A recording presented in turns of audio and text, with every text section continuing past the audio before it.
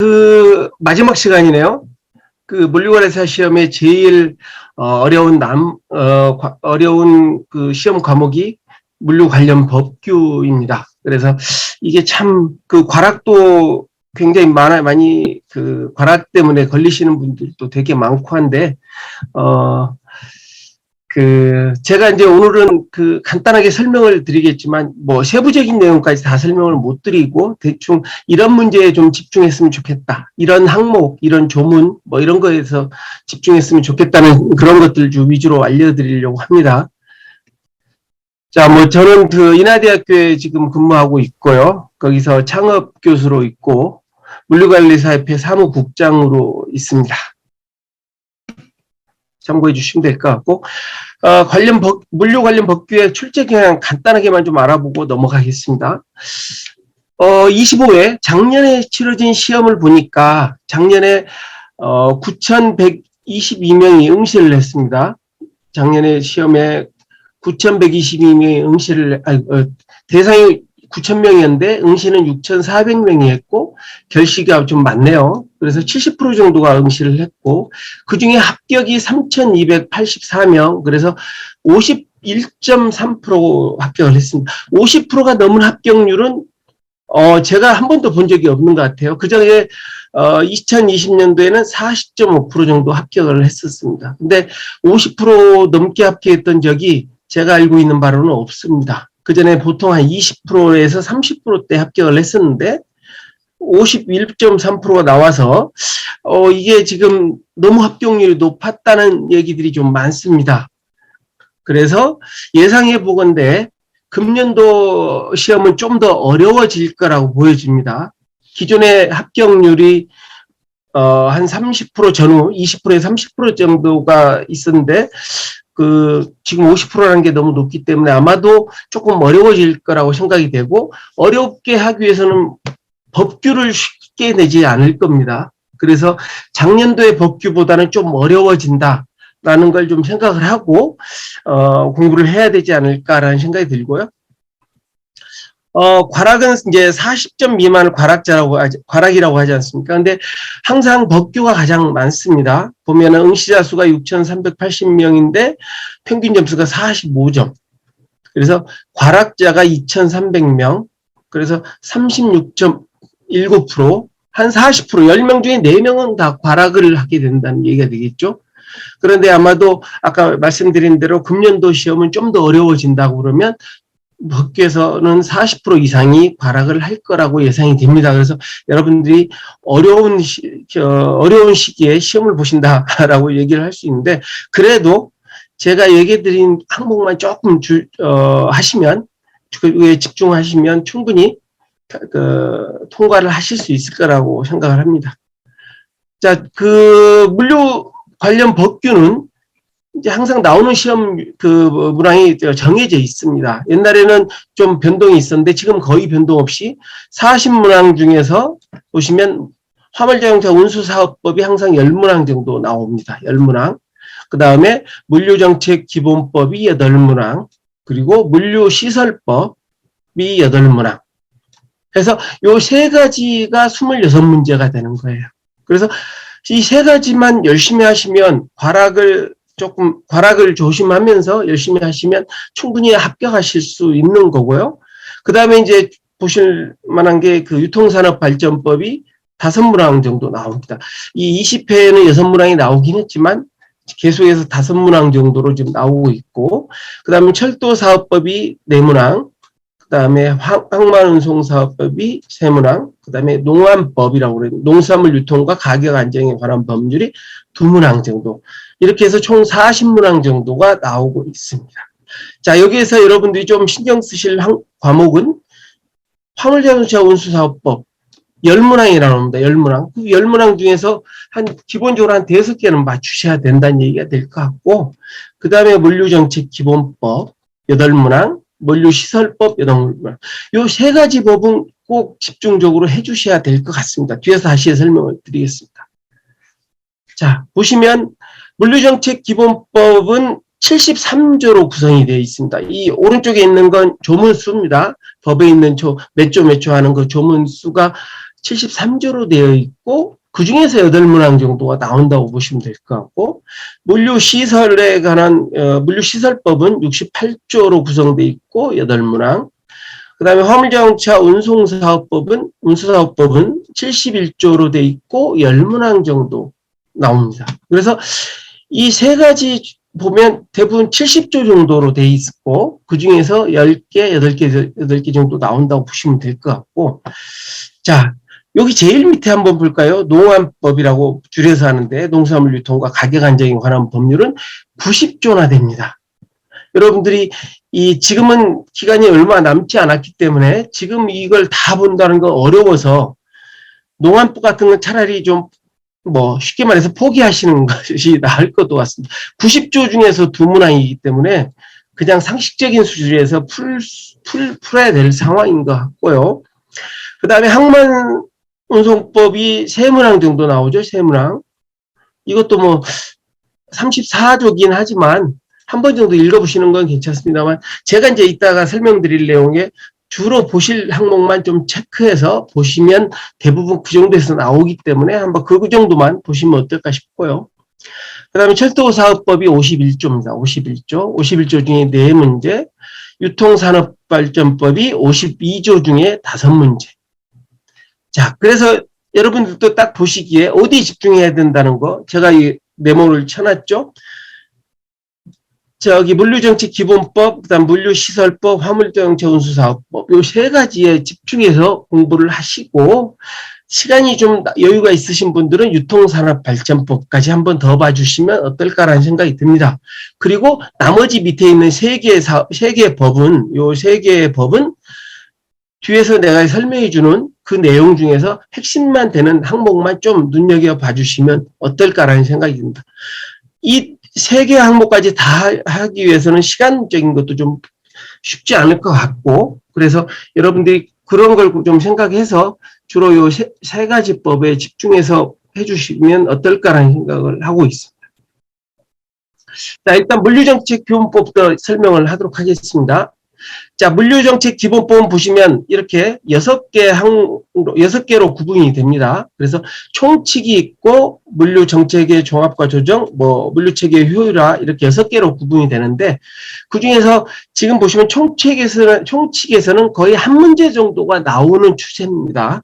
그게 매번 똑같지는 않습니다만 제가 볼 때는 한 문제 정도는 나올 확률이 있기 때문에 좀 한 번 정도는 읽어봐 주셔야 되는데 거기에 보면 목적도 있고 용어의 정의, 다른 법률과의 관계 이런 게 있는데 요 2개는 중요하지 않고 용어의 정의가 가장 중요합니다. 용어의 정의에서 물류 사업의 종류 쪽에서 가장 많이 나왔습니다. 기출 문제들 쭉 보면 그래서 여러분들이 이 물류 사업의 종류에 대한 걸 좀 명확히 알아두셔야 될 것 같고 그 다음에 물류정책의 조합과 조정에서는 한 2문제에서 3문제 정도가 나오는 추세입니다.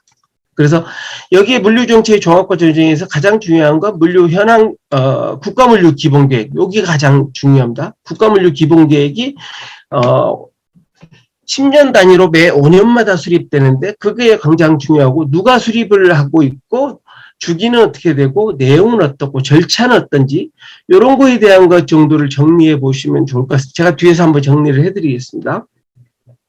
그 다음에 이걸 하기 위해서 물류 현황 조사를 하게 되고 그 다음에 이 물류 기본계획을 토대로 지역에서 물류 기본계획을 다시 수립을 합니다. 그래서 국가물류기본계획은 국토교통부 장관이 수립하는 거고 지역물류기본계획은 시도지사들이 설립하는 겁니다. 그래서 그거에 대한 차이 정도 좀 국가물류기본계획과의 차이점 정도를 알아두시면 될 것 같고 그 다음에 이제 물류정책위원회에 대한 내용도 조금 그냥 읽어봐 주시면 될 것 같습니다. 심의사항이나 위원회 구성 등을 좀 보시면 될 것 같고요. 그 다음에 3번째로 그 물류체계 효율화 쪽에서 한 2-3문제 정도가 꾸준하게 나오고 있습니다. 여기에는 이제 물류시설 및 장비 확충도 있고 표준화, 정보화, 물류 보안, 위험물질 관리 이런 내용들이 쭉 들어있는데 그중에서도 물류시설과 장비 확충에서는 물류 공동화, 자동화에 대한 얘기들이 좀 나오고 있습니다.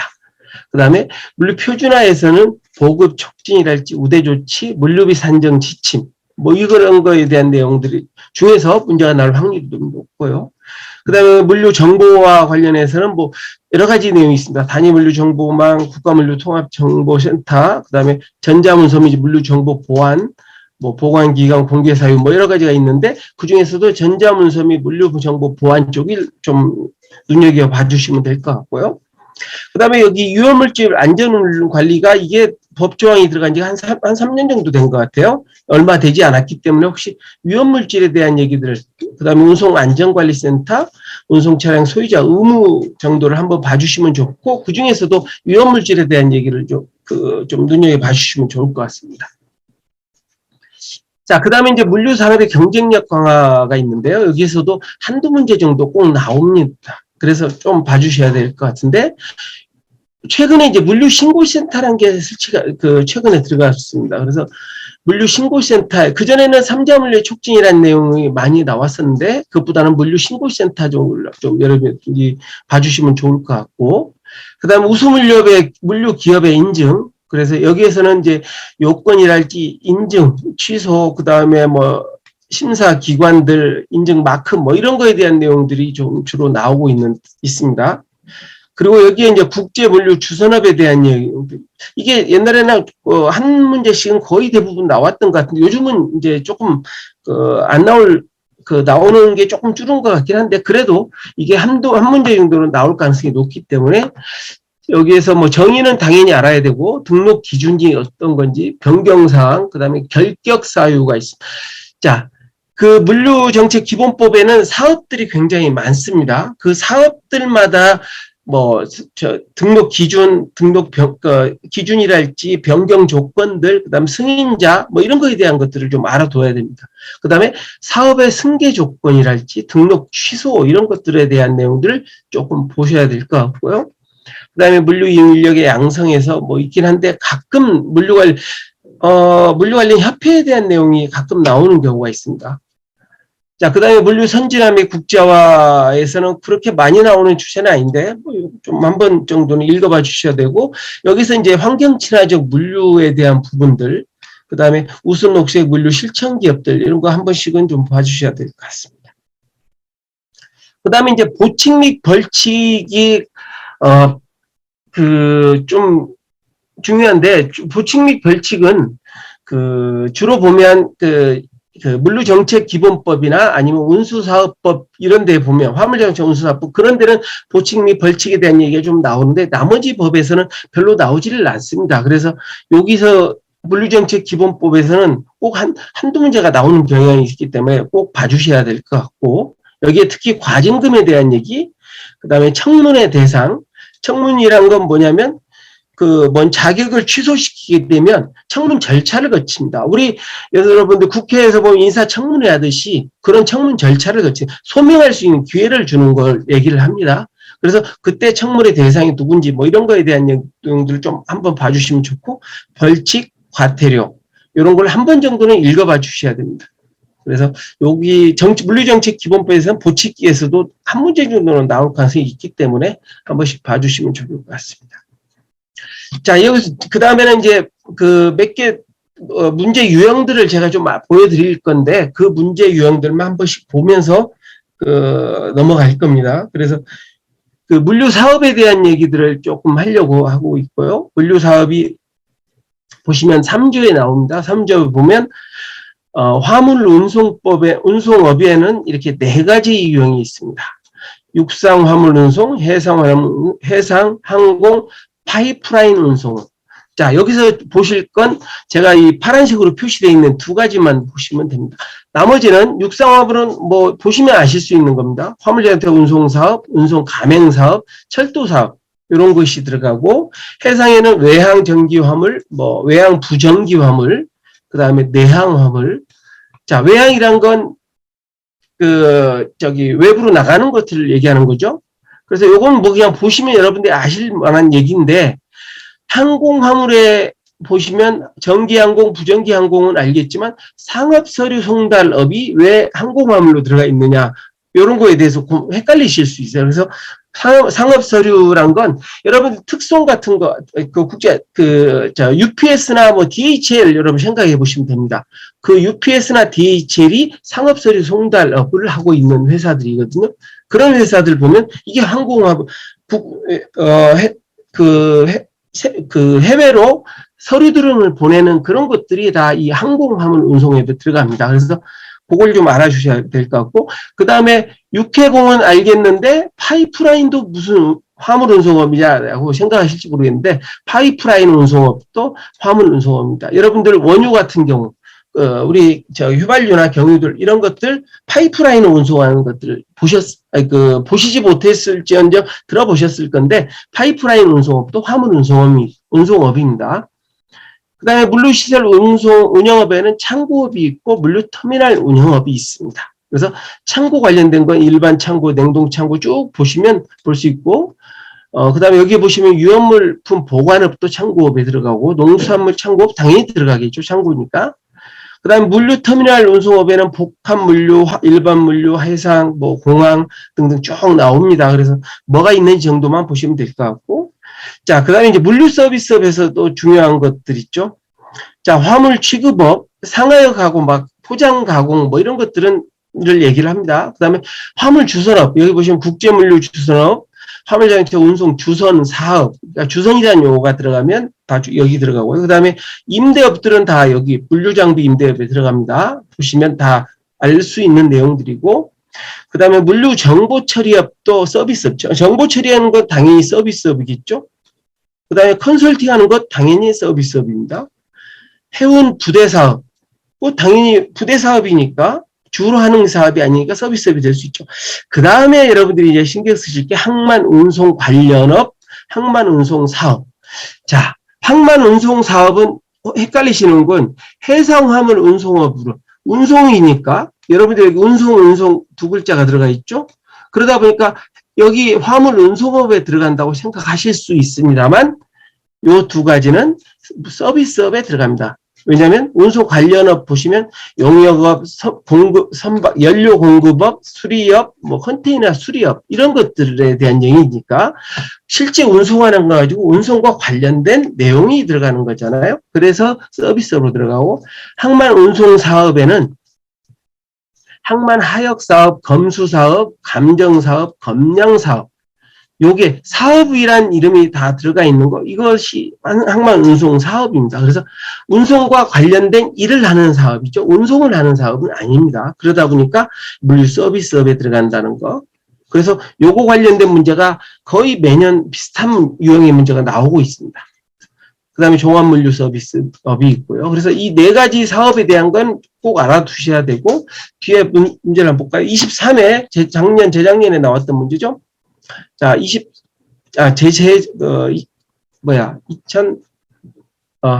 전에 나왔던 문제네요. 자, 23회 때 이런 문제가 나왔어요. 물류사업의 범위와 관련된 대분류와 세분류의 연결이 옳지 않는 것은 해서 보시면, 화물 운송업에 파이프라인 운송업이 있다는 거 아까 말씀드렸죠. 물류시설 운영업에는 창고업이 있고, 물류 서비스업에는 주선하는 건 서비스업이라고 얘기했습니다. 그 다음에 물류시설 운영업에 창고업과 아까 물류터미널 운영, 터미널에 대한 게 있었죠. 그 다음에 화물 운송업에 항만 운송. 자, 정답은 무엇일지 여러분이 한번 보시면 여러분 이제 내가 설명드렸으니까 아실 겁니다. 자, 항만 운송업은 화물 운송업이 아니고 물류 서비스업에 해당된다. 고 말씀드렸습니다. 자, 이렇게 문제가 나왔었어요. 23회 때. 자, 25회 때 보면 또 문제가 나왔습니다. 25회 때도. 자, 물류 사업으로 그 화주 수요에 따라 유상으로 물류 활동을 영위하는 것을 업으로 하는 물류 사업으로 명시되지 않은 것은 했죠. 아까 나왔던 네 가지 사업이 있었는데 그 중에서 쭉 얘기를 해보는 겁니다. 자, 여기에 5가지가 있는데 답은 여기 제가 1번이라고 표시해놨죠. 물류 장비의 폐기물을 처리하는 물류 서비스.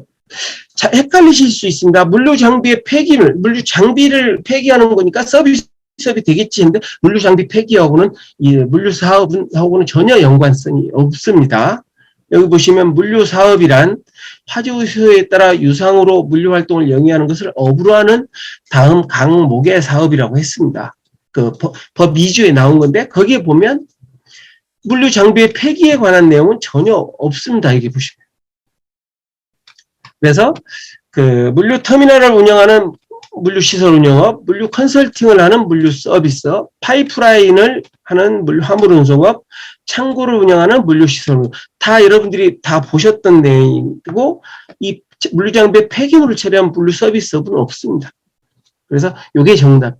자, 23회, 25회 나왔습니다. 이번에 안 나올 수도 있고 나올 수도 있어요. 이건 매년 한 번씩 꼭 나오는 문제라고 생각을 하시고 공부를 하시면 좋을 것 같습니다. 자, 그 다음에 이제 작년도 7월에 국토교통부에서 물류 기본 계획을 발표를 했습니다.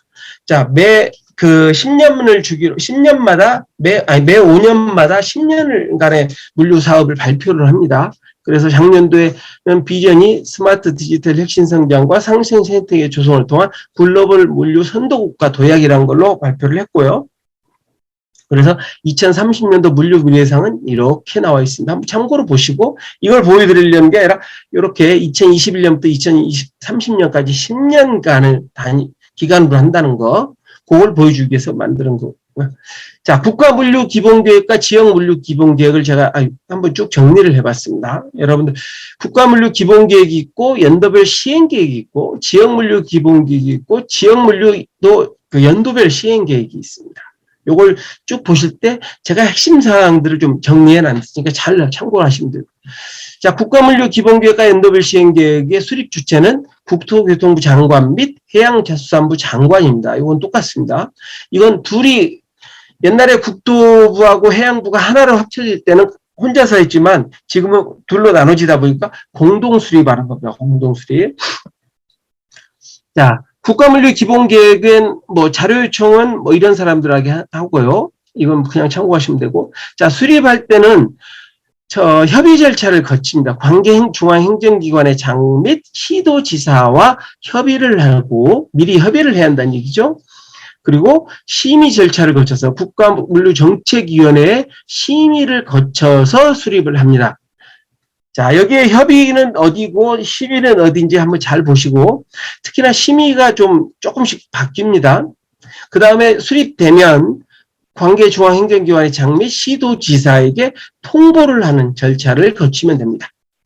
자, 연도별 시행계획은 매년 수립하는 겁니다. 매년 수립하는 건데 이때는 사전협의 절차가 필요합니다. 사전협의. 여기는 협의이고 여기는 사전협의입니다. 관계중앙행정기관의 장 및 시도지사와 사전협의를 거치고 그 다음에 심의는 물류정책분과위원회와 심의를 합니다. 자, 국가물류기본계획을 수립할 때는 매 5년마다 수립하는 그건 물류정책위원회가 하는 거고 매년 수립하는 연도별 시행계획은 물류정책분과위원회라고 합니다. 자, 국가물류정책위원회 밑에 물류정책분과위원회, 물류시설분과위원회 등등이 있습니다. 거기에 있는 물류정책분과위원회와 해야 된다는 얘기죠. 그 다음에 통보는 중앙행정기관의 장에게 통보를 하면 됩니다. 자, 그러면 지역은 어떻게 될까요? 지역. 이렇게는 이제 물류기본계획이고, 지역물류기본계획은, 자, 특별시장 및 광역시장이 합니다. 특별시, 광역시는 지역물류기본계획을 필수로 해야 되는 거고요. 보시면, 뒤에 보면 하여야 한다와 할 수 있다로 나와 있습니다. 그래서 선택은 특별자치시장이나 도지사, 특별자치도지사는 선택적으로 할 수 있습니다. 이게 구별이 돼야 됩니다. 그래서 특별시나 광역시, 우리 서울특별시가 있고 광역시가 5개가 있죠. 거기는 무조건 기본적으로 해야 되는 거고 필수사항이고 그 나머지 도지사나 뭐 특별자치도, 제주 같은 경우 세종이나 이런 데 특별자치도라고, 자치시장이나 특별자치도지사라고 하죠. 그런 데는 할 수도 있고 안 할 수도 있다는 겁니다. 이거 구분이 된다는 거 좀 잘 생각해 주시고, 그 다음에 자료 요청은 인접 시도 뭐 이런 것들은 좀 그냥 보시면 될 것 같고, 자, 사전 협의 절차를 거쳐야 되는데 해당 시도에 인접한 시도지사의 시도지사와 사전협의를 거쳐야 되고, 그 다음에 심의는 지역물류정책위원회의 심의를 거쳐야 된다. 자, 여기는 국가물류정책위원회, 여기는 지역물류정책위원회라는 거. 그 다음에 통보는 특별시장, 광역시장이 여기는, 자, 특별시장, 광역시장이 지역물류기본계획을 세웠지만, 그걸 국토교통부 장관이나 해양수산부 장관한테 통보를 해야 돼요. 통보해서 승인 절차가 필요합니다. 그래서 특별시나 광역시장이 국장이나 해양수산부 장관에게 통보를 해서 거기서 오케이 하면 진행이 되는 거죠. 그래서 근데 이 국장이나 해양수산부장이 장관이 받고 변경을 해야 될 상황이 있을 때는 관계중앙행정기관장과 협의를 거쳐서 물류정책분과위원회 심의를 거친 다음에 다시 특별시장이나 광역시장한테 변경 요구를 할 수가 있습니다. 자, 지역물류 시행계획도 필수 선택 똑같고요. 사전협의는 국장이나 관계중앙행정기관의 장, 그 다음에 인접시도의 시도지사와 사전협의를 해야 되고, 심의는 지역물류정책위원회하고 심의를 하게 됩니다. 자, 여기 빨간색이나 파란색으로 되어 있는 부분들은 조금 잘 챙겨봐 주시기 바랍니다. 자, 24회 때 나왔던 겁니다. 재작년에 나왔던 문제네요. 물류계획의 수립 시행에 관한 설명으로 옳지 않은 것은 해서 나왔습니다. 자, 여기에 보면 국토교통부 장관 해양수산부 장관은 10년 단위의 국가물류 기본계획을 5년마다 공동으로 수립해야 한다라고 되어 있습니다. 10년, 5년 공동. 이거 꼭 기억해 주셔야 되고요. 자, 국가물류 정보화 사업이 당연히 포함되어야 합니다. 그 다음에 국가물류 기본계획을 수립하거나 변경한 때에는 관계중앙행정기관의 장에게 통보하며 관계중앙행정기관의 장은 이를 시도지사에게 통보해야 한다. 앞에서 나와 있었죠? 여기 보면 관계중앙행정기관의 장 및 시도지사에게 미안합니다. 여기 통보는 관계중앙행정기관의 장 및 시도지사에게 통보해야 한다. 라고 나와 있습니다. 근데 여기는 중앙행정기관의 장이 시도지사에 통보한다. 이게 잘못된 겁니다. 그렇죠? 그 다음에 연도별 시행계획을 매년 공동으로 수립해야 한다고 나와 있죠. 그 다음에 특별시장, 광역시장도 그 지역물류 기본계획을 10년 단위로 5년마다 수립해야 한다. 이거 다 맞습니다. 근데 3번이 틀렸습니다. 관계중앙행정기관의 장이 시도지사에게 통보해야 한다. 이렇게 하면 될 것 같습니다. 자, 그 다음에 이제 과징금에 대한 얘기 잠깐 했었죠. 자, 과징금에 보시면 물류정책기본법의 과징금액은 1,000만 원 정도 나옵니다. 국제물류주선업자가 문제가 됐을 때. 그 다음에 물류시설법에는 복합물류터미널 사업자들에 대한 내용, 그 사업자들에게 부과되는 과징금들이. 그래서 1,000만 원. 화물자동차 운수사업법에서는 화물자동차 운송업, 운송주선업, 가맹업자에게는 2,000만 원입니다. 이 금액의 차이가 조금 늘어났죠. 그 다음에 철도 사업자에게는 1억 원입니다. 왜 철도 사업자는 다른 건 다 1,000에서 2,000만 원인데 요건 1억 원일까요? 여러분들 철도 사업은 영향이 좀 크죠? 철도 사업가 문제가 생기면 그 여파가 굉장히 크기 때문에 그걸 높게 해놓은 겁니다. 여러분들 혹시 그 기억을 하실 건 철도 사업자는 우리 국민들의 그 생활에 미치는 영향이 크다. 그래서 1억 원이다. 이렇게 생각하시면 좀 쉬울 것 같고요. 운송사업자나 운송 관련 사업자는 500만 원밖에 안 됩니다. 이거 운송사업자나 운송 관련 사업자가 파업을 하거나 문제가 되면 그건 우리한테 미치는 영향이 크지 않죠. 그 다음에 농수산물도 조금 이렇게 큽니다. 1억 원. 왜 그러냐면 이 농수산물은 가격 안정이랄지 이런 게 가격이 우리 국민들한테 미치는 영향이 크거든요. 그죠? 농수산물이 잘못 우주통되거나 이러면 그러면 우리가 입게 되는 피해가 크잖아요. 그래서 1억 원이라고 보시면 될 것 같아요. 그래서 철도하고 농수산물은 1억 원, 나머지는 대부분 1,000만 원대고 화물은 2,000만 원, 그 항만은 우리하고 직접 관련이 없기 때문에 500만 원 이렇게 생각하시면 그렇게 좀 한번 알고 계시면 좋을 것 같아요. 자, 이제 정책기본법은 다 얘기됐고요. 이제 물류시설법에 대해서 좀 얘기를 하겠습니다. 시간이 많지 않아서 제가 더 자세한 얘기를 처음에 제가 여러분한테 얘기해 주려고 한 150페이지까지 한번 만들어 봤는데 1시간 반 동안 못 하겠더라고요. 그래서 제가 이제 다시 줄여서 한 60페이지로 줄였습니다만 여러분들 해야 될 얘기는 목차를 위주로 계속 설명을 드리겠습니다. 자, 물류시설법입니다. 자, 물류시설법의 구조를 보면 이렇게 6가지로 구분되어 있습니다. 그 법에 보시면. 그래서 총칙이 있고 물류시설 개발 종합계획, 물류터미널 사업, 물류단지 개발 운영, 물류창고업, 보칙 및 벌칙. 자, 여기서 가장 중요한 건 뭐냐면 물류단지의 개발 및 운영입니다. 여러분들 다른 건 놓쳐도 물류단지 개발 및 운영은 절대 놓치시면 안 됩니다. 여기가 보통 5문제 이상이 나와요. 물류시설법에서 점수를 얻고 싶은 사람들은 물류단지 개발 및 운영만 파시면 됩니다. 집중적으로. 그것만 판다고 해서 다른 거 포기하시라는 얘기는 아니고 일단 급한 대로 물류단지 개발 및 운영만 파시면 5문제 정도는 맞추실 수 있어요. 그래서 꼭 물류단지 개발 및 운영은 여러분께서 꼭 아주 중점적으로 공부를 해주셔야 한다는 거. 자, 그럼 전체적으로 한번 볼게요. 일단 정의에 대한 내용들이 가끔 나옵니다. 정의, 물류터미널, 물류단지, 스마트 물류센터가 이런 게 있는데 특히 스마트 물류센터는 작년도부터 법에 들어갔어요. 그래서 작년도에 문제가 나왔어요. 항상 그 법이 바뀌면 바뀐 법은 꼭 문제에 나올 확률이 높습니다. 한 번도 안 나왔기 때문에 중요한 거라고 법이 새로 생기거나 변경됐을 때는 그 법은 한 번 정도 구체적으로 여러분들이 꼭 봐주셔야 돼요. 제가 이제 뒤에 설명을 또 드리겠습니다. 그 다음에 어떤 법이든 종합계획이 다 있어요. 아까 국가물류 기본계획도 있었듯이 어떤 법이든 이 계획이 다 있습니다. 계획이 항상 나옵니다. 그래서 계획의 수립권자는 누구고 수립 주기는 어떻고 뭐 이런 거에 대한 내용들은 수립 절차 이건 좀 한 번씩 봐주시는 게 좋을 것 같고 그 다음에 물류터미널 사업이라는 게 있습니다. 뒤에 사업이 붙은 것들은 꼭 다 봐주셔야 됩니다. 한 번 정도는 꼭 나옵니다. 그래서 여기 한 문제 정도 예상을 하는데 물류터미널 사업에 대한 거 등록 기준, 등록 결격 사유, 등록 취소 사유 요건 어떤 거든지 이 사업이라고 들어가 있는 건 다 이런 항목들이 다 들어가 있습니다. 그래서 그건 꼭 봐주시고 물류터미널을 만들게 되면 공사를 하게 됩니다. 그래서 공사 관련된 내용들이 좀 있고요. 그럼 공사를 하려면 토지를 수용하고 사용하는 뭐 이런 내용들이 들어가겠죠.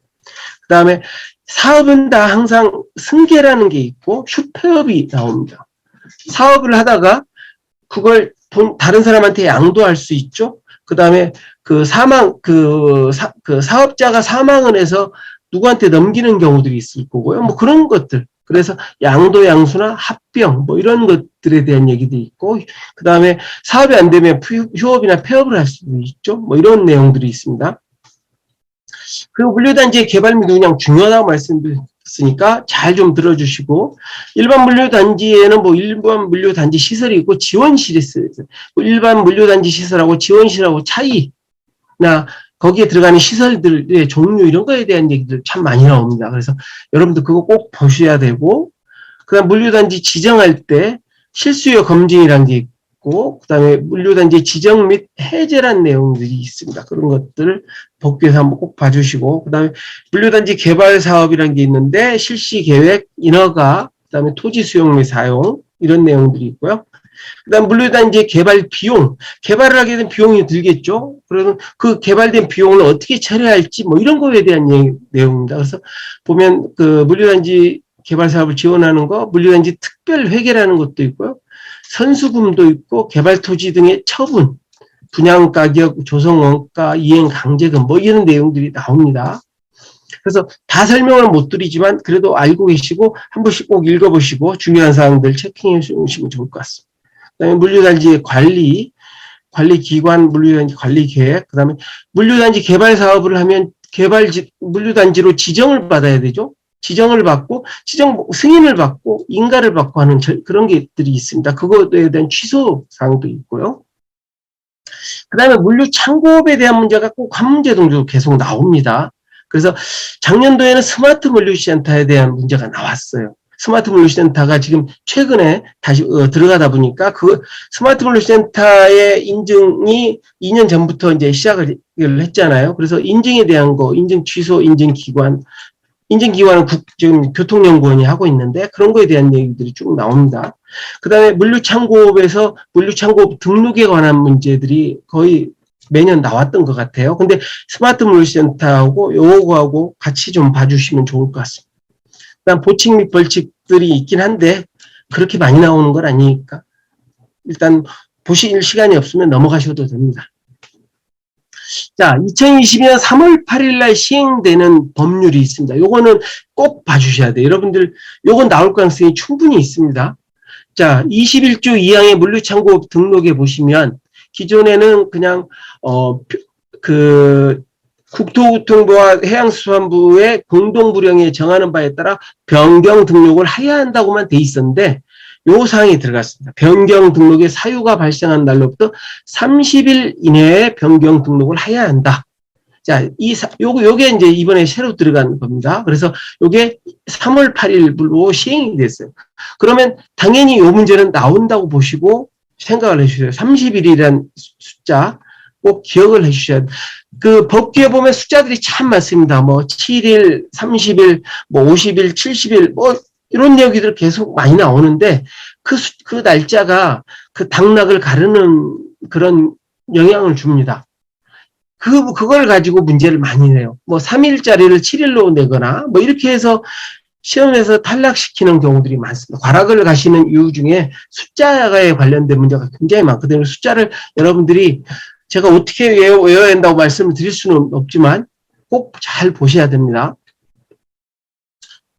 자, 그 다음에 이제 정의해 보시면 그 일반 물류단지 시설에 보시면 시설에 대한 내용들이 이렇게 쭉 나옵니다. 이거 문제 자주 나옵니다. 물류단지 시설에는 물류터미널하고 창고가 있고 여기 보시면 대규모 점포 전문 상가단지, 그 다음에 공동 직배송센터, 중소유통 공동 도매물류센터 이런 거 다 일반 물류단지 시설에 들어갑니다.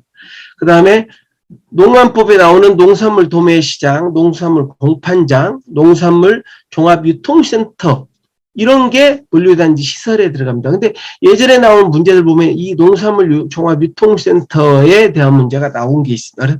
그래서 뒤하고 좀 비교를 해야 되는데 농산물 종합유통센터는 일반 물류단지 시설입니다. 근데 문제 나올 때는 이게 지원시설, 일반 물류단지가 아니라 물류단지에 들어가는 지원시설로 나오는 경우들이 있었어요. 그래서 제가 빨간색으로 좀 넣었는데 그 다음에 화물의 궤도 운송법에 따른 화물의 운송 및 하역 및 보관시설, 그 다음에 축산물 위생관리법의 작업장도 일반 물류 단지 시설이고요. 그 다음에 농협이나 뭐 등등 쭉 보면 구매 사업이나 판매 사업 관련 시설, 그 다음에 화물 자동차 운수사업부에 나오는 차고, 화물 취급소 뭐 등등, 그 다음에 약사법에 나온 의약품 도매상의 창고 영업소 시설, 그 다음에 그 밖의 물류 기능을 가진 시설로 대통령령으로 정하는 시설이라고 되어 있습니다. 그 밖의 물류 기능을 가진 시설에 대한 내용이 이 물류 법규 말고, 시설법 말고 그 밑에 하위 법률인 시행령에 들어가 있습니다. 그래서 뒷페이지 보시면, 여기 보시면 법 2조 7호에 나온 거기에 그 밖의 물류 기능을 가진 시설로서 대통령령으로 정하는 시설이라는 거 보면 이렇게 6가지로 나와 있습니다. 요게 문제에 참 많이 나옵니다. 아까 거기에 나오는 내용하고 같이 연결돼서 그래서 관세법에 따른 보세창고, 식품산업진흥법에 따른 수산물 가공시설인데 냉동, 냉장업 시설만 가능합니다. 여러분들 수산물 가공업 시설이라고 지문에 나오면 그건 답이 아닐 확률이 높습니다. 왜냐하면 냉동, 냉장업 시설만 해당이 되기 때문에 그렇습니다. 이거 문제 나왔던 겁니다.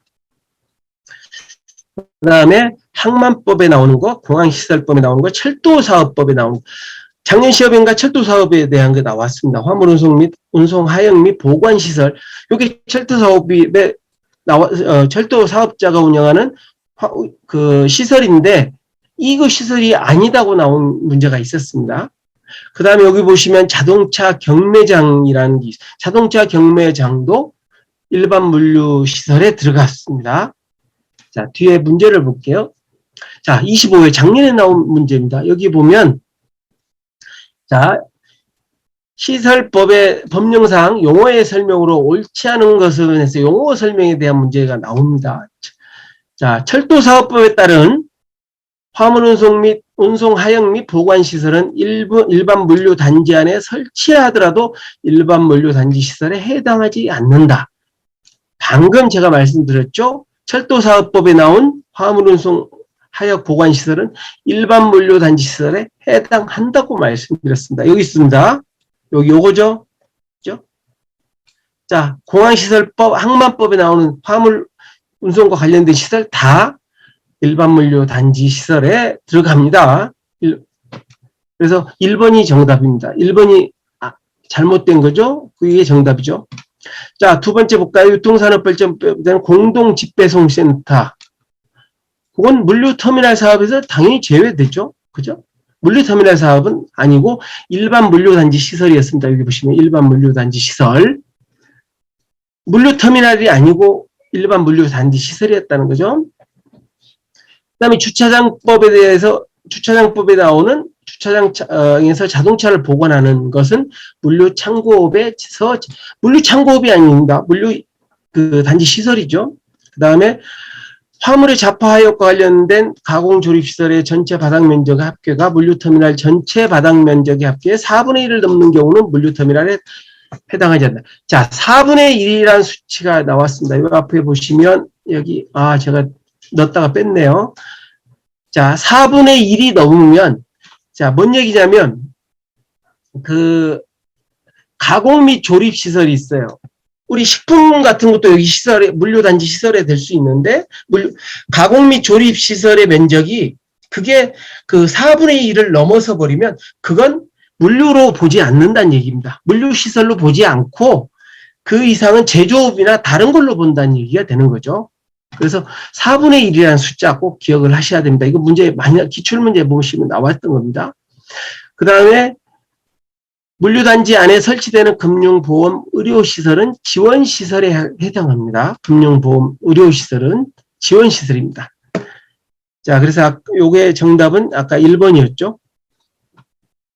자, 그 지원시설, 아까 그 물류단지 시설이 말고 지원시설에 대한 내용도 나와 있습니다. 이게 24회 때 나왔던 건데요. 여기 보시면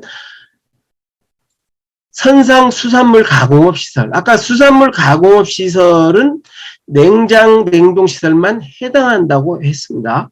이 문제가 그대로 나왔었어요. 그래서 자, 지원 시설은 뭐냐면 물류단지를 지원하기 위한 시설이에요. 그러니까 창고나 이런 것들이 아니라 지원 시설이라는 얘기죠. 그럼 교육 및 연구 시설, 그다음에 단독주택, 공동주택, 근린생활, 여러분들 물류단지에 근무하는 인력을 위한 주택 같은 것도, 공동주택, 아파트 같은 것도 지원시설에 들어갑니다. 나중에 뒤에 보면 다 나옵니다. 그래서 그런 것들 이거 들어간다는 거 잊지 마시고, 그 다음에 물류단지 종사자의 생활과 편의를 위한 시설은 다 물류지원시설입니다. 그 다음에 문화 및 집회시설도 이 지원시설에 들어갑니다. 근데 선상이잖아요. 여긴 또 더 쉽게 여러분들이 문제를 알 수 있는 건 선상, 배 위에 있는 시설은 아니죠. 그래서 선상이라는 것이기 때문에 당연히 아닌데, 수산물 가공업 시설이라고만 해도 이걸 빼고 수산업 가공업 시설이라고 해도 그것도 지원시설이 아닌 거죠. 냉동 냉장업 시설만 해당이 되기 때문에 그렇습니다. 자, 그 다음에 등록의 취소도 이거 중요합니다. 이거 꼭 나올 가능성이 있는 문제예요. 그래서 어느 하나에 해당할 때는 등록을 취소하거나 6개월 기간을 정하여 사업의 정지를 명할 수 있다라고 되어 있습니다. 등록의 취소 항목인데, 다만 이게 제일 중요합니다. 1호, 4호, 7호, 8호에 해당할 때는 등록을 취소하여야 한다. 여기 보시면 여러분들 명할 수 있다, 할 수 있다와 하여야 한다는 틀린 개념이죠. 하여야 한다는 강제적으로, 무조건, 절대적으로 해야 한다는 얘기입니다. 그래서 절대적 취소란 용어를 제가 쓰고 있는데, 절대적으로 취소해야 되는 겁니다.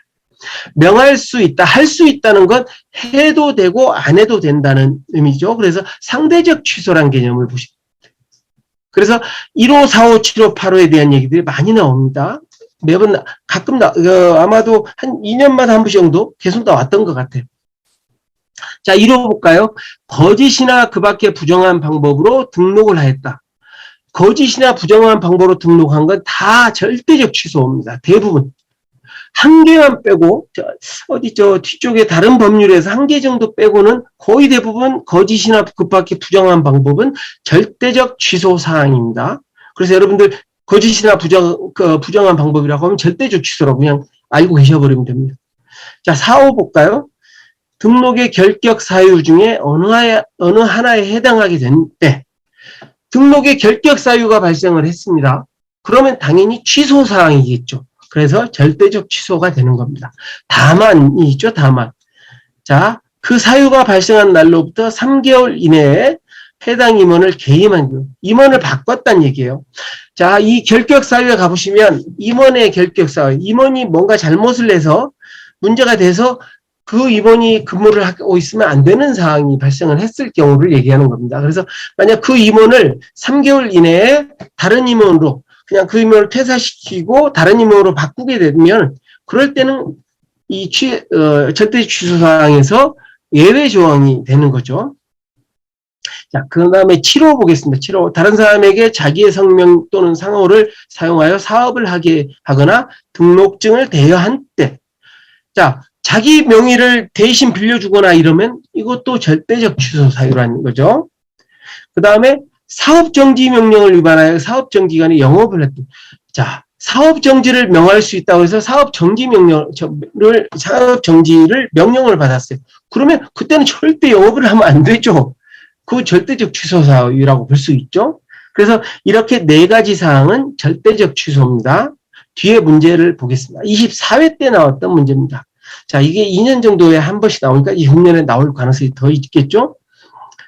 자, 등록을 취소해야 하는 것을 모두 고르면 이 4가지 중에 이런 문제 유형이 할수록 많이 늘고 있습니다. 4가지 중에서 뭐 해당하는지 해당하지 않는지 이런 내용들이. 그래서 이건 잘 봐야 되는데 대부분 여러분들 하나 팁을 드리면 많은 걸 선택하시면 맞습니다. 그러니까 자, 어떤 경우는 4가지 중에 4가지 다가 정답일 가능성이 높고요. 좀 많은 걸 정 모르시겠다 그러면 많은 걸 선택을 하세요. 근데 그게 꼭 그렇지만 않지만 그래서 많은 걸 선택하면 유리하다는 거 생각 안 나실 때. 자, 등록 취소 사항에 보면 자, 거짓이나 그 밖에 부정한 방법 당연히 안 된다고 말씀드렸습니다. 그 다음에 변경 등록을 하지 않고 등록 사항을 변경한 경우 이 얘기는 제가 절대적 취소 사항에서 말씀드린 적이 없습니다. 여기에 보면 2번째 항목이 있습니다. 변경 등록을 하지 않고 등록 사항을 변경한 때. 자, 변경 등록을 않고 변경을 한 경우는 당위적 취소나 뭐 이런 걸 할 수는 있겠죠. 하지만 상대적 취소입니다. 그래서 니은은 아닙니다. 이게 니은 사항은 아니네요. 그 다음에 다른 사람에게 등록증을 대여한 때. 요거 절대적 취소 사항이라고 말씀드렸습니다. 정지명령을 위반해서 영업을 한 때는 당연히 절대적 취소 사항이죠. 자, 그러면 기억, 디귿, 리을 해서 4번. 요게 정답일 것 같습니다. 자, 참고로 여기에서 제가 요걸 다 파랗게 적어 놓은 건 뭐냐면, 이걸 위반했을 때 처분 받는 겁니다. 그래서 보시면 1차 경고, 그 다음에 사업정지, 보시면 30일, 40일, 뭐 이런 거 쭉 있는데 차이가 있는 게 하나 조금 있어요. 자, 사업의 일부를 휴업한 경우 정당한 사유 없이 휴업 기간이 지난 후에도 재개하지 않는 경우는 2차 사업 정지가 60일입니다. 요거 하나만 좀 틀리고요. 3차에는 등록 취소라는 거. 그래서 요거 조금 차이가 있고, 그 다음에 한 가지 더 차이 있는 건 3번 같은 경우는 4차가 또 있습니다. 나머지는 3차만 있죠. 근데 4차는 등록 취소라는 게 있습니다. 그래서 여기 나올 가능성은 그리 높지는 않지만 그래도 혹시 모르니까 그냥 이럴 때 제가 오늘 이걸 다 한번 보고 이런 게 있구나 하고 생각을 해 놓으시면 시험 때 나오시면 혹시 도움이 될지 몰라서 말씀드립니다. 자, 그 다음에 스마트 물류센터에 대한 문제가 25회에 처음 나왔습니다. 이게 2020년도부터 시행이 됐어요. 그래서 2025년도에 이렇게 나온 겁니다. 그래서 스마트 물류센터에 관한 설명으로 옳은 것은 했어요. 요즘 문제 중에 옳은 것은이라고 나온 문제가 제일 어렵습니다. 여러분들이 옳지 않은 것을 고르는 것보다 옳은 것을 고르는 것 5개를 다 읽어봐야 됩니다. 옳은 것은. 옳지 않은 것은 읽어보고 이거 아니다 싶으면 그거 찍고 그냥 넘어가면 되는데 1번, 2번만 읽고 2번이 안 읽고 넘어가면 됩니다. 근데 옳은 것을 하게 되면 5개를 다 읽어봐야 되는 그런 상황이 발생을 하겠죠. 자, 이것을 보시면 자, 그냥 쭉 읽어보겠습니다. 국가 및 지방자치단체는 스마트 물류센터의 구축 운영에 필요한 자금의 대출 등으로 인하여 금전 채무의 보증 한도, 보증료 등 보증 조건을 우대했습니다. 여러분들 정부에서 보증한다라 보증료를 이렇게 해주는 그런 거 사업은 거의 없습니다. 거의. 채무를 보증해주는 사업을 정부에서 하겠어요? 그래서 요건 조항이 없습니다. 아예. 그래서 이건 틀린 거고요. 그 다음에 인증의 유효기간은 인증받으려면 또 5년이라고 돼 있는데 요건 5년 아닙니다. 3년입니다. 3년. 여기 나와 있죠? 3년. 여기 이제 법규 보시면 다 나와 있는데 3년. 그 다음에 스마트 물류센터의 인증의 등급은 3등급으로 구분한다. 라고 되어 있는데 이건 인증은 5등급입니다. 자, 여기서 뭘 보실 수 있냐? 유효기간은 3년인데 5년이라고 썼죠? 인증의 등급은 5등급인데 3등급이에요. 이걸 헷갈리실 수 있습니다. 잘 구분을 하셔야 됩니다. 등급은 5등급, 인증은 3년. 요걸 어떻게 외우실지 여러분들이 외우시는 걸 그래서 쉽게 오신다면 유효기간보다 짧아야 되겠죠? 이렇게 외우시면 유효기간이 넘어서면 안 되겠죠? 그러니까 유효기간은 4글자니까 3년 정도다. 라고 이렇게 외우시고, 등급은 이렇게 길게 가도 되잖아요? 그래서 그렇게 외우시면 어떨까라는 거 말씀을 드려봅니다. 그리고 4번, 5번도 당연히 틀립니다. 여기 보시면, 4번이 맞습니다. 4번이. 예비 인증은 본인증에 앞서 건축물 설계에 반영된 내용을 대상으로 합니다. 그 다음에 사칭한 자에게는 과태료가 아니고 벌금에 처한다고 되어 있습니다. 벌금. 이런 거 참 많이 틀립니다. 당연히 뭔가는 부과하는 건 알겠는데 뭘까라는 거.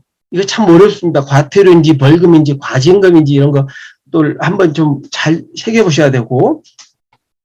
자, 이제 2가지 법 했습니다. 이제 제가 30분 남았는데 운수사업부에 대해서 한 20분 정도 얘기하고 나머지는 10분 정도 그냥 쭉 보시고 넘어가도록 하겠습니다. 자, 화물연체 운수사업법이 제일 중요합니다. 10문제가 나옵니다. 10문제.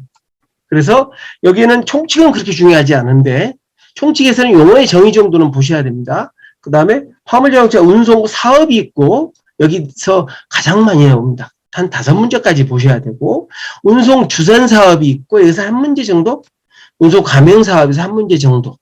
그래서 꼭 운수사업부에서 보실 시간이 없다 그러면 이 화물자동차 운송 사업만이라도 꼭 집중해서 보시란 그럼 한 5문제는 맞추실 수 있다는 겁니다. 그래서 운송 사업에서 보실 건 사업의 허가에 대한 어떤 기준, 권리 의무 승계, 허가 취소 이런 내용들 꼭 좀 보시고요.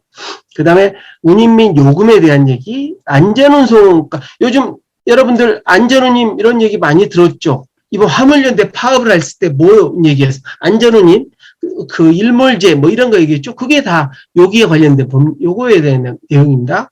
그 다음 운송약관 손해배상 책임 규정, 그 다음 운송사업자의 준수사항, 그 다음에 업무 개시 명령. 업무 개시 명령은 언제 발생을 하냐면 화물연대가 파업할 때 정부에서 할 수 있는 건 업무 개시 명령을 내리는 거예요. 개시를 하고 나게 되면 다 복귀를 해야 되는데 복귀를 안 하면 법으로 처벌을 하는 겁니다. 그래서 중요한 거죠.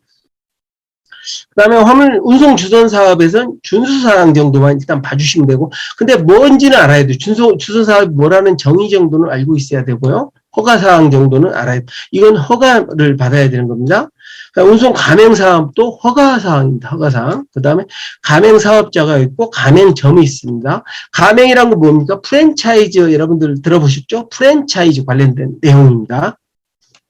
그 다음에 적재물배상보험에서도 1문제 정도가 나올 가능성이 있습니다. 여기에는 보험 가입 의무자 또는 제외대상 이런 것들. 자, 제외대상 같은 건 문제가 나올 가능성이 훨씬 있겠죠. 여러분들이 봐도. 가입 범위, 해제 이런 것 쪽에서 1문제 정도 나올 것 같고요. 경영의 합리화에 보면 1문제가 나오는데 여기서 주로 나오는 건 여러분들 지입차라는 용어 들어보셨을 거예요. 위스탁 계약이라고 합니다. 법적으로는. 위스탁 계약의 갱신, 해지, 양도양수 이런 쪽에서 나올 가능성이 좀 높고요. 그 다음에 나머지 보시고 화물자동차 휴게소에서도 가끔 문제가 나왔습니다. 요즘 한 2, 3년 전에 문제가 나왔던 내용들이고 그 다음에 화물운송사업 분쟁조정협의회 이 위스탁 계약 관련해서 요 분쟁조정협의회에서 조정을 하는 역할을 합니다. 그 다음에 사업자단체 한번 그냥 읽어봐 주시면 되고 자가용 화물자동차의 사용에 대해서도 1문제 정도 예상을 해봅니다. 그래서 자가용 화물자동차의 신고 유사운송의 예외적 허가. 자, 예외라는 게 들어가 있는 거예요. 여기 아까 제외 얘기했던 것처럼 예외적 허가 사항이란 건 크게 문제가 나올 가능성이 높겠죠. 중요하니까. 그 다음에 보칙 및 벌칙이 있습니다. 그래서 여기 화물자동차 운수사업법에서는 이 두 번째 화물자동차 운송사업을 제일 중심적으로 봐주시면 좋을 것 같습니다. 자, 여기에도 법규가 바뀐 게 있습니다. 2022년 1월 28일 날 시행된 게 있어요. 자, 화물자동차 운수사업법에서 벌칙 부분에서 좀 개정이 됐습니다. 그래서 요건 꼭 제가 뭐라고 얘기는 못하지만 제가 보기에는 꼭 나온다고 생각을 합니다. 그래서 1월 28일 날 시행이 됐기 때문에 시행이 된 다음에 법규가 적용되니까 이건 나올 가능성이 높습니다. 자, 여기에 이제 보면 기존에는 3년 이하의 징역이나 3천만 원 이하의 벌금 조항만 있었는데 이번에 5년 이하의 징역이나 5천만 원 이하, 2천만 원 이하의 벌금에 처하는 그런 항목이 추가가 됐습니다. 자, 뭐냐면 필요한 조치를 하지 아니하여 사람을 상해 또는 사망에 이르게 한 운송사업자. 여러분들 화물차들이 가다가 사고가 나서 사람이 죽는 경우들이 있잖아요. 그거에 대해서 처벌을 강화시킨 겁니다. 그래서 5년 이하의 징역 또는 2천만 원 이하의 벌금입니다. 그 다음에 밑에도 똑같습니다. 밑에 이제 이 법조 항목만 다르고 사람을 상해하거나 사망에 이른 운수 종사자. 여기는 운송 사업자고 운수 종사자. 운송 사업자는 뭡니까? 운송 사업을 하는 사람. 사업자입니다. 사업 기업이고 운수 종사자는 운전하는 사람. 화물자동차 운전하는 사람. 둘 다 처벌을 받는다는 얘기입니다. 그러니까 사람을 다치게 하거나 사망에 이르게 하면 5년 이하의 징역이나 2천만 원 이하, 이거 기억을 하시고, 그 다음에 이 조항이 좀 구체화됐어요. 66조에, 기존에 여기에 66조에서 66조의 1호 이렇게 옮겨가면서 처벌은 똑같습니다. 벌칙은 3년 이하의 징역이나 3천만 원 이하의 벌금인데, 여기에 보시면 거짓 부정한 방법으로 보조금을 교부받은 자가 들어가 있고, 행위에 가담하거나 공모한 주유업자. 자, 여러분들, 유가보조금이란 게 있어요. 화물자동차를 운송업자나 운전한 운수사업자, 운수종사자한테 그 유가를 보조해 줍니다. 유가가 너무 비싸니까 화물자동차한테는 유가를 좀 할인해 주는 제도가 있는데, 그걸 불법으로, 부정한 방법으로 해서 그 보조금을 교부받은 자, 그러니까 운수 종사자겠죠? 그 다음에 그 행위에 가담하여 하거나 공모한 주유업자, 주유소도 처벌을 받는다는 얘기입니다. 이게 3년 이하의 징역이나 3천만 원 이하의 벌금입니다. 그래서 요거는 꼭 나올 가능성이 높기 때문에 좀 기억해 주셔야 되고, 그래서 제가 강조해서 말씀드립니다. 또, 작년 12월 7일 날 시행된 법이 있습니다. 작년 12월 7일 날, 그게 뭐냐면, 여기에는 필요하다고 인정하면 화물자동차 운수사업의 경영에 관하여 운수사업자를 지도할 수 있다 했는데, 이 지도할 수 있는 규정을 좀 세부적으로 정했습니다. 자, 운수사업자의 준수사항, 운수사업자 준수사항이라는 게 있습니다. 이거 제가 중요하다고 말씀드렸죠. 준수사항에 대한 지도가 필요한 경우, 그 다음에 안전한 수송을 위한 지도가 필요한 경우, 그 다음에 화물자동차 운송에 따른 안전을 확보하거나 운송 서비스 향상에 필요한 경우, 이렇게 구체적으로 정해 놓은 겁니다. 그 다음에 54조에 보면 국토교통부 장관인 필요하다고 인정하면 협회 및 연합회에 대해서 뭐 관련된 내용을 적어놨어요. 자, 근데 여기에는 다음 각 호의 어느 하나에 해당하는 경우로 필요하다고 인정하면을 이렇게 적어놨습니다. 그래서 구체적으로 정리했습니다. 이게 보면 확인이 필요하거나 법의 위반 여부에 대한 확인이 필요하거나 민원 등이 발생한 경우, 그 다음에 허가, 신고, 인가, 승인 등의 업무를 적정하게 수행하기 위해 필요한 경우, 뭐 화물자동차 운수사업 관련된 정책 수립에 필요한 경우, 이럴 경우에는 뭐 장부나 업무 상황이나 회계 상황을 조사하거나 장부를 비롯해 서류를 공무원이 검사할 수 있게 한다는 얘기죠. 여기는 그게 구체적으로 안 나와 있던 걸 좀 구체적으로 했습니다. 그래서 그냥 한번 보시고 나올 가능성이 높습니다. 자, 위스탁 계약은 아까 얘기했죠? 지입차라고 하는 거 얘기를 했습니다. 여기에 보시면 이 숫자들이 나와 있습니다. 이 숫자 2개월 이상의 유예기한을 두고 서면으로 2회 이상 통지해야 한다. 자, 2가 나와 있습니다. 이 숫자 꼭 기억해야 됩니다. 왜 기억해야 되는지 이유는 뒤에서 알려드립니다. 자, 그 다음에 위스탁 계약을 해지된 것으로 본다. 뭐뭐한 것으로 본다라는 건 의제사항이라고 그러는데 간주한다는 얘기입니다. 우리말로 쉽게 얘기하면 간주한다. 그러니까 이런 문제, 이런 경우에는 다 위스탁 계약이 해지된다. 해지된 것으로 본다는 거, 간주한다는 얘기입니다. 그래서 부정한 방법, 다 나오죠. 부정한 방법. 그 다음에 허가 기준을 충족하지 못한 거, 결격 사유. 아까도 제가 절대적 취소, 상대적 취소에서 얘기했던 내용들입니다. 그래서 부정한 방법, 기준 미충족, 결격 사유 이런 거는 당연히 해지 사유가 되겠죠. 자, 그러면 그 다음 23회 문제가 있습니다. 위스탁 계약의 해지에 관한 설명이다. 가로 안에 들어갈 내용으로 옳지 않은 것은 해서 요 가로 안에 들어갈 내용이 뭐겠습니까? 앞에서 나온 요 1번부터 5번에 해당하는 사유겠죠?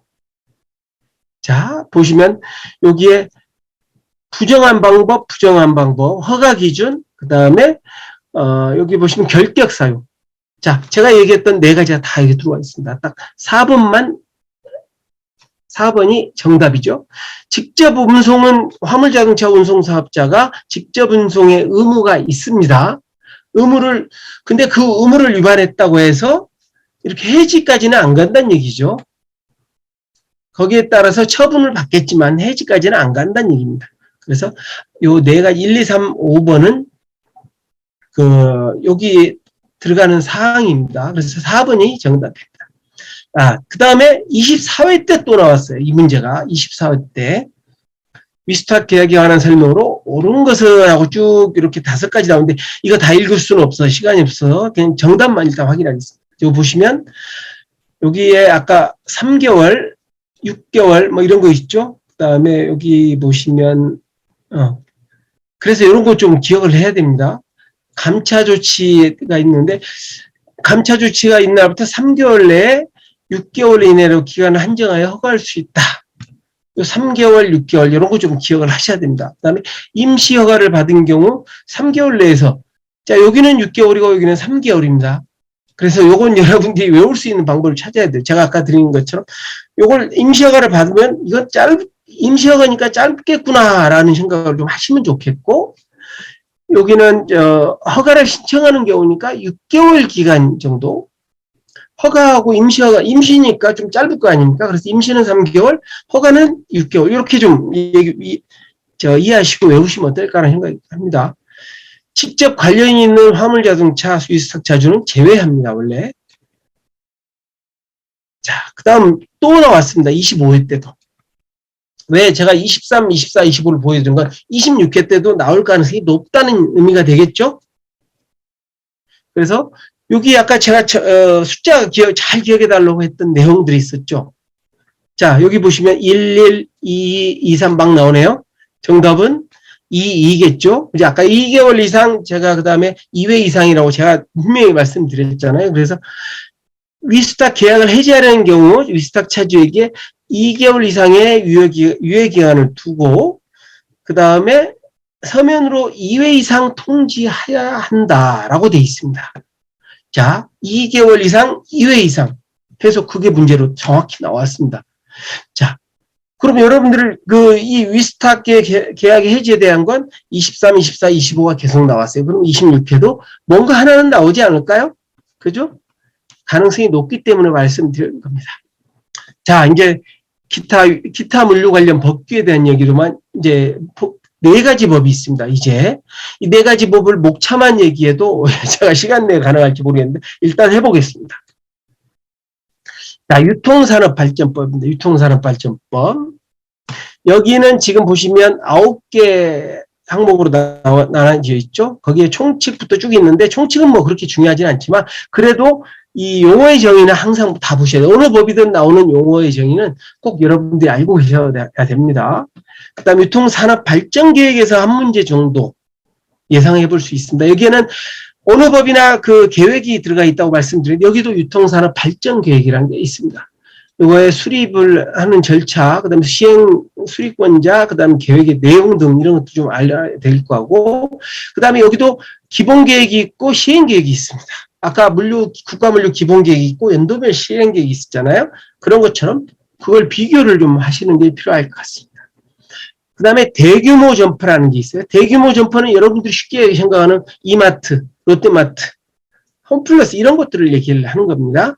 그런 대규모 점포 등에 대한 여러분들 그 한 달에 2번씩 쉬어야 되는 거 아시죠? 그런 것들이 여기 법률에 다 제한이 되는 거예요. 여기 영업시간 제한 있죠? 그 영업시간 제한에 대한 규정들이 문제에 가끔 나옵니다.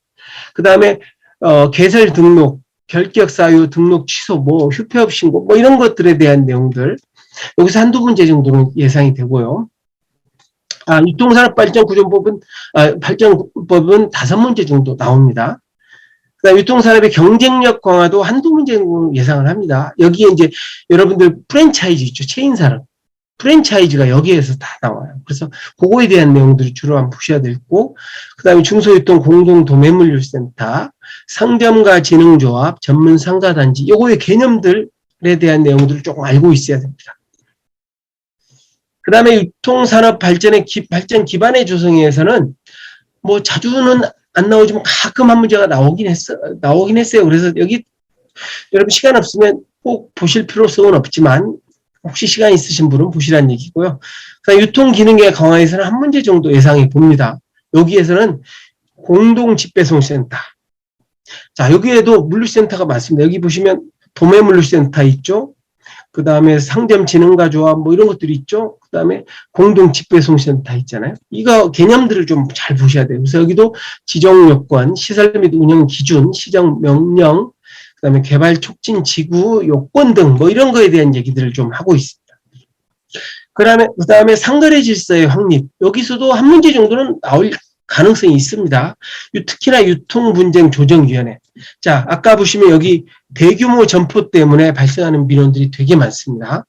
그래서 대규모 점포나 그 다음에 여기 상점가 진흥조합, 전문 상가단지 이런 것들이 서로 갈등이 많이 발생하잖아요. 그런 것들에 대한 걸 조정해 주는 게 유통분쟁조정위원회입니다. 그래서 여기서 하는 일들이 무엇인지에 대한 내용들을 좀 보셔야 될 것 같고, 거기서 어떤 분쟁을 조정하고, 조정 절차 이런 것들에 대한 내용이 연결돼서 나온 경우들이 좀 있습니다. 그거 좀 보시고, 그 다음에 보칙 및 벌칙, 시간 되시면 보시면 될 것 같습니다. 자, 문제만 풀어보겠습니다. 여기 보시면, 유통산업발전법 적용이 배제되는 시장이나 사업장, 매장이 아닌 것은 하고 나왔습니다. 자, 무엇일까요? 여러분들 한번 시험 공부하신 분들이 계실지 모르겠는데 4조에 보면 이런 적용 배제라는 내용이 들어가 있습니다. 그래서 다음 각 호의 매장 이런 데 대해서는 이 법을 적용하지 아니한다라고 돼 있습니다.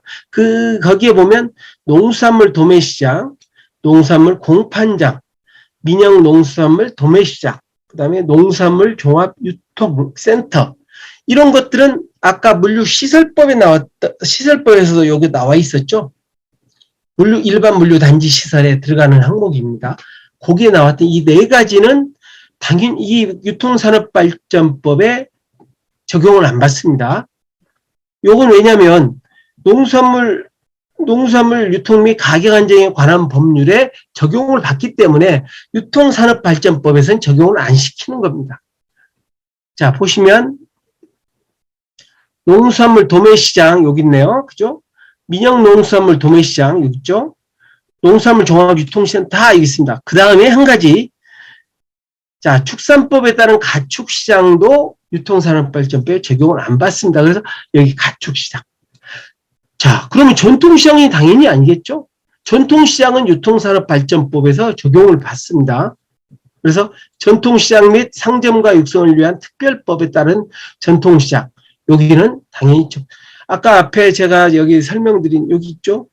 상점가 진흥조합, 전문상가단지 여기에 보면 전통시장에 대한 여기 상점가 육성을 위한 특별법이죠. 여기에 전통시장에 대한 내용들이 있습니다. 그래서 그거 전통시장은 적용이 배제되지 않습니다. 전통시장을 규정에 관련된 규정들은 다 유통산업발전법에 있습니다.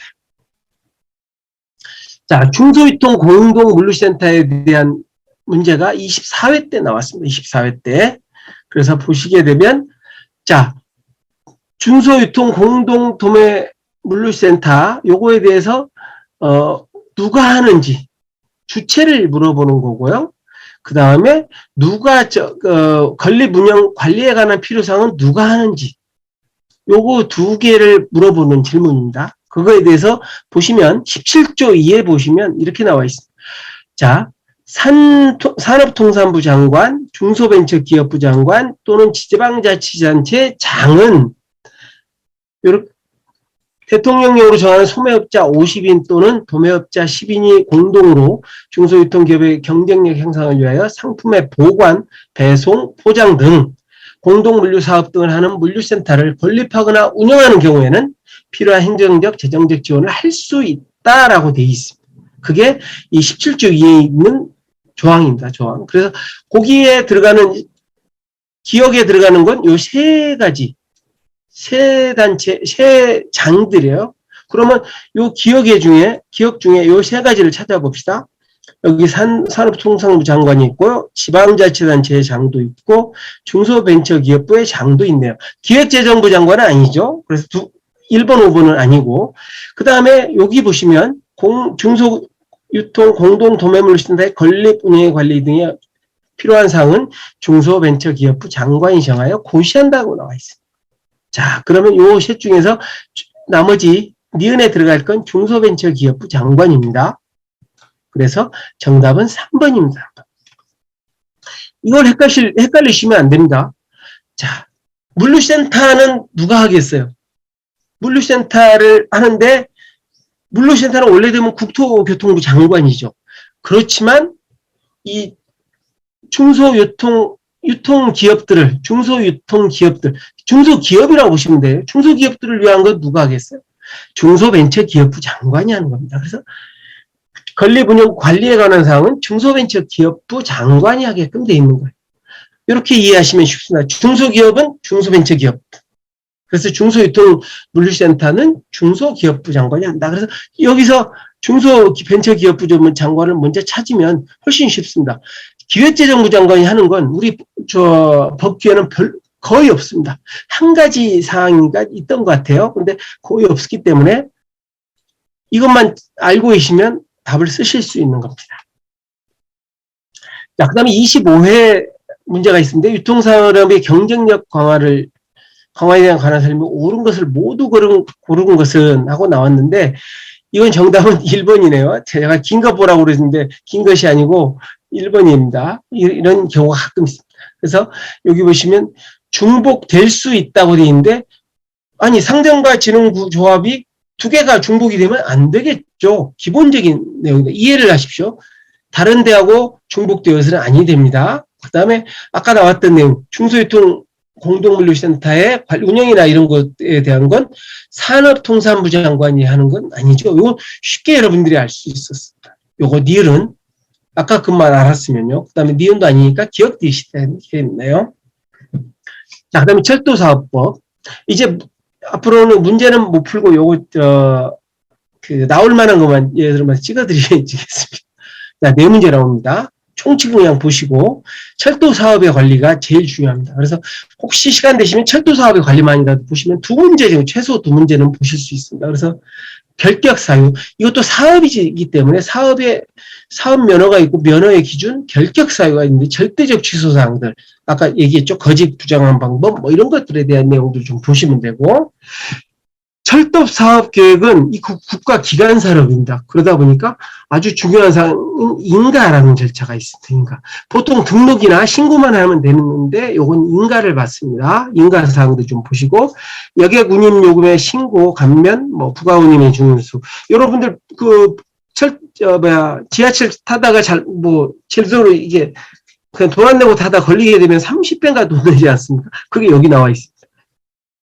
그다음 철도 사업의 약관, 공동운수협정은 인가사항입니다. 여기 제가 신고, 인가라고 쓴 건 요건 다 신고사항이고 요건 인가사항입니다. 그 다음에 요건 허가사항입니다. 그래서 적어놓은 겁니다. 여러분, 그 중요사항은 인가고요. 변경은 신고가 사항이고 그 다음에 요것도 신고, 운수협정은 인가, 그 다음에 양도양수 및 양도양수가 있고 합병은 인가, 휴폐업을 허가. 그래서 제가 미리 요거 적어놓은 겁니다. 휴업의 신고사항, 면허 취소, 과징금, 철도사업자의 준수사항 이런 것들인데 여기에 면허라는 게 있는데 면허는 뭐냐면 철도사업은 정부에서 허가를 해줘야지만 할 수 있어요. 그 정부에서 면허를 내줘야 됩니다. 그 철도사업은 면허가 있어야지만 할 수 있는 사업. 여러분들 철도는 누가 합니까? KTX하고 뭐 한국철도공단하고 SRT를 운영하는 그게 두 개는 면허가 있는 겁니다. 여러분들 일반 기업들은 할 수가 없는 거죠. 그래서 사업 면허라는 게 여기 중요한 겁니다. 그 다음 철도 서비스의 향상에서 가끔 조금 나오는 경우가 있습니다. 그 다음에 전용 철도 사업이라는 게 있어요. 전용 철도는 뭐냐면 우리 여러분들 전세버스 같은 거 생각해 보시면 합니다. 기차도 전세 기차처럼 이렇게 기업에 이렇게 전용 철도로 이렇게 빌려주는 것들이 있습니다. 물류업체나 이런데 특히나 석탄이나 뭐 이런 거 싣고 다니는 시멘트 싣고 다니는 기차들 있죠. 그 기업한테 이렇게 전용 철도로 내주는 것들이죠. 뭐 그런 것들 보시면 됩니다. 그래서 등록 변경사항, 예외사항이 또 있습니다. 예외사항 잘 보시고 결격사유, 양도양수 상속, 휴업폐업 뭐 이런 것들에 대한 내용들을 한번 보시면 좋을 것 같고요. 국유 및 철도시설 활용 및 지원, 여기도 허가 취소는 좀 보셔야 될 것 같고 점용료 감면사유라는 게 있습니다. 그 철도시설, 철기를 내야 되는데 그걸 이제 점용을 하게 되잖아요. 뭐 이런 것들에 대한 얘기입니다. 요건 문제는 보시면 될 것 같아요. 요건 보면 사업 정지하고 과징금입니다. 왜 과징금이란 건 뭐냐면 과태료가 과징금이 틀린데 과징금은 뭐냐면 이거 사업을 철도 사업을 만약에 우리가 사업 정지를 명하면 여러분들 철도가 우리가 국민들한테 피해를 엄청 미칠 거 아닙니까? 그래서 그런 것들은 과징금을 매기는 겁니다. 과징금의 개념은 그런 겁니다. 국민들한테 피해가 많이 갈 것 같은 경우는 여기다가 원래는 사업 정지를 명해야 되는데 정지가 아니라 그에 맞는 과징금을 부과하는 겁니다. 아까 1억 원이라는 거 제가 말씀드렸죠? 그래서 과징금이라는 개념은 그런 개념이라고 보시면 돼요. 자, 이것도 뭐 과징금은 불안할 수 없는데 불안할 수 있다고 돼 있었어요. 보시면 되고. 자, 항만운송사업법 얘기하겠습니다. 이거는 세 문제가 나옵니다. 세 문제. 여기서 용어의 정의 꼭 보셔야 됩니다. 이거 검수, 검정, 검량을 여러분들이 생각을 못하는데 검수는 그냥 우리가 생각했던 뭐 품질에 대해서 품목에 들어온 품목이나 나가는 품목에 대해서 숫자를 세거나 이런 것들을 얘기를 하는 거에서 검수를 하는 거고 그다음에 감정 이게 품질에 대한 감정이겠죠. 그다음 검량이란 건 양을 재는 것들이 있습니다. 그거 다 이게 하나의 사업으로 되어 있습니다. 자, 항만운송 사업 여기서 한 문제 정도 나올 것 같습니다. 왜냐하면 사업 종류가 감정이 있고 감량이 있고 그 다음에 하역 사업이 있고 검수가 있고 네 가지 사업이 있습니다. 이 항만운송 사업에는 이렇게 네 가지가 있는데 자 여기서 구분할 건 감정하고 검량은 사업 종류별로 합니다. 그 다음에 하역 사업하고 검수 사업은 항만별로 합니다. 이게 두 가지가 틀립니다. 여기에 하역 사업이니까 당연히 항만별로 해야 되겠죠. 검수 사업도 항만별로 이게 문제로 나왔습니다. 그 다음에 여기는 검수 사업 관련한 검수사가 필요하고요. 결격 사유가 있고 운임 및 요금에 대한 건 해양수산부 장관이 인가라는 게 원칙입니다. 인가한 사항이고 신고 및 변경 사항에 대한 내용도 있습니다. 자, 그 다음에 항만 운송 관련 사업에는 자 아까 처음에 처음에 제가 사업의 종류 얘기할 때 나온 것처럼 사업의 종류에 항만 용역업이 있고 선용품 공급업, 선박 연료 공급업, 선박 수리업, 컨테이너 수리업이 있습니다. 이게 항만 운송 관련 사업입니다. 이 사업의 종류 좀 보셔야 될 것 같고 사업의 등록 및 변경, 그다음에 등록의 취소 뭐 이런 것들 좀 보시면 될 것 같습니다. 그다음 부도 운영 회사가 있습니다. 여러분들 가면 인천 신항이나 뭐 부산 신항 뭐 이런 것들 항만에 가면 항구들이 있죠. 그런 부도 운영 계약 관련된 내용입니다. 거기에 체계하고 뭐 성과 평가 좀 보시면 될 것 같고요. 그다음에 여기서 항만운송사업법에는 보칙 및 벌칙에 이런 것들이 있습니다. 미등록 항만의 일시적 영업회의. 그러니까 항만을 운영하는 사람이 등록을 안 했을 때는 영업을 하면 안 되겠죠. 그런 거예요. 그 다음에 항만 인력 수급 관리 협의회, 항만운송 분쟁협의회가 이 보칙 및 벌칙에 들어 있습니다. 그래서 3번 정도는 보시면 될 것 같습니다. 이건 분쟁협의회 관련 사항이 24회에 나왔었고요. 25회에는 감정사업에 대한 내용들이 나왔습니다. 여기서 보시면 여기 감정사업을 할 때 변경신고를 할 때 뭐 이런 서류를 제출해야 된다고 그랬는데 보시니까 항만명은 검수사업, 아까 항만별로 하는 게 검수사업이라고 했죠. 항만사업하고 검수사업은 항만별로 한다는, 그래서 여기서 항만명은 검수사업만 해당하기 때문에 해당이 안 됩니다. 그래서 여기 보시면 요 디귿 항만명만 없는 거죠. 그래서 기억, 니은, 니을이 맞습니다. 자, 이제 농안법 농안법, 최초사업법까지 있는데 조금 일단 한 3, 4분만 더 하겠습니다. 죄송합니다. 농안법에 두 문제, 요게 마지막이죠, 참. 농안법에 두 문제가 나옵니다. 두 문제. 그래서 두 문제는 이렇게 보시면 정의에 대한 얘기들 꼭 보셔야 되고, 농산물의 생산 조절 및 출하. 그래서 농안법은 두 문제이기 때문에 여러분한테 이걸 다 하시라는 얘기는 안 드립니다. 단지 여러분들 혹시 시간이 되시면 여기 나와 있는 제가 파란색으로 표시한 부분들만 조금 보시라는 얘기들을 말씀드립니다. 자, 왜냐하면 농수산물 같은 경우는 출하 조절 같은 게 굉장히 중요합니다. 생산도 중요하고 출하도 중요한데 이게 출하가 제대로 안 되거나 아니면 가격이 너무 오르면 막 출하를 더 해야 되겠죠.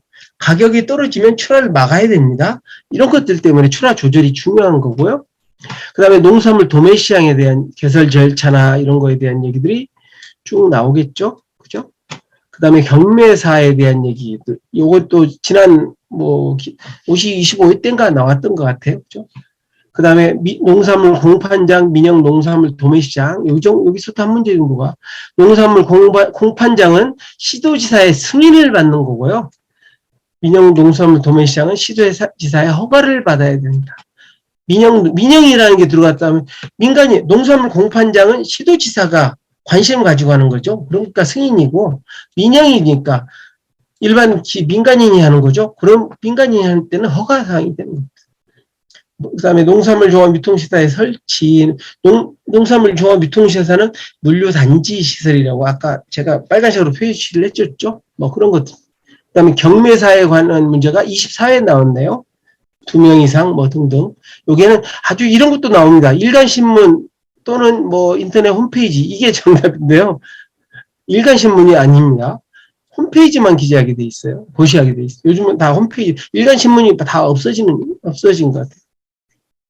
그 다음에 공판장이 개설, 그 다음에 공판장이 거래 관계자에 관한 게 43조인데, 그거에 대한 문제들이 그 25회 때 나왔습니다. 그래서 농산물 공판장에 관한 설명으로 옳지 않은 것은 보면, 자, 아까 공판장은 시도지사의 승인만 받으면 된다고 했죠. 승인. 그 다음에 공판장에는 중도매인, 매매 참가인, 산지 유통인, 경매사를 둘 수 있습니다. 공판장의 경매사는 공판장 개설자가 임면합니다. 임명과 해직을 시킬 수 있다는 게죠. 그 다음에 중도매인은 개설자가 지정을 합니다. 이게 용어들이 참 중요합니다. 여러분, 이 용어 가지고도 어렵게 내려면 이 용어 가지고도 문제를 많이 냅니다. 여기에 보시면 이제 개설 승인 신청서에는 시장이나 자치구의 구청장의 의견서를 첨부하여야 한다고 되어 있는데 이건 어디에도 안 나와 있어요. 보시면 여기에 공판장의 개설 승인을 받으려면 농림축산식품부령과 해양수산부로 정하는 바에 따라 공판장 개설 승인 신청서에 업무 규정과 운영관리서 계획서 등 승인에 필요한 서류를 첨부하여 시도지사에게 제출해야 한다고만 되어 있습니다. 그래서 시도지사에게 제출만 하면 되지 구청장의 의견서를 첨부해야 되는 건 아니란 얘기죠. 그래서 5번이 정답이었습니다.